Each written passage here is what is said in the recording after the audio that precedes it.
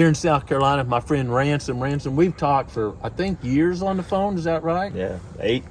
And just now really getting to meet and look at his property. So I had a big day today looking around. But Ransom has a really good thing he likes to kind of emphasize on his property, and that's the diversity of management. So for an example, right now, you recently burned this side, and you haven't burned this side as recently. So you've got nesting, brooding, bugging habitat, and then fresh groceries over here in the fresh burn. And of course, this will grow up, and then you'll burn that. That's so right. Tell me a little bit about what you've seen or experienced by using this plan you have.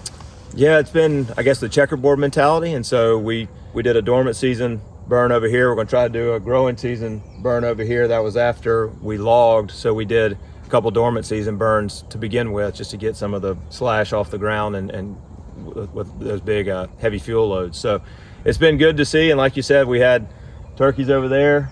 I guess we're nesting, and then we had a tom over here. So hopefully, the results are coming.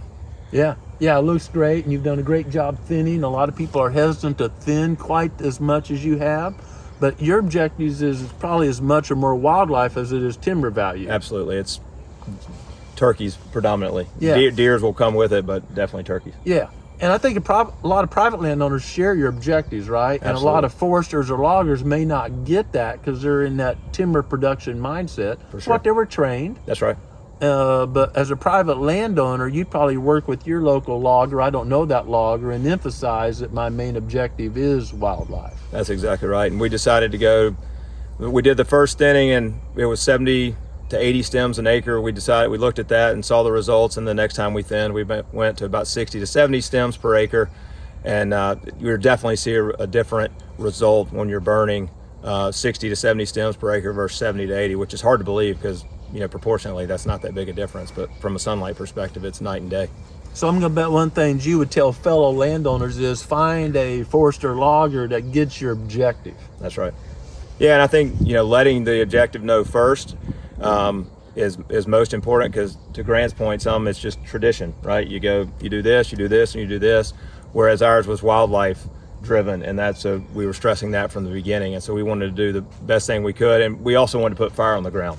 So we were saying, what is the habitat? What are the stems per acre to move the habitat forward by using prescribed fire? And so that's why we ended up at 60 to 70. And so we're obviously in Southeast right now, and I remember this, that IP International Paper sowed millions of acres of land, and most of that went to recreational landowners like you and I.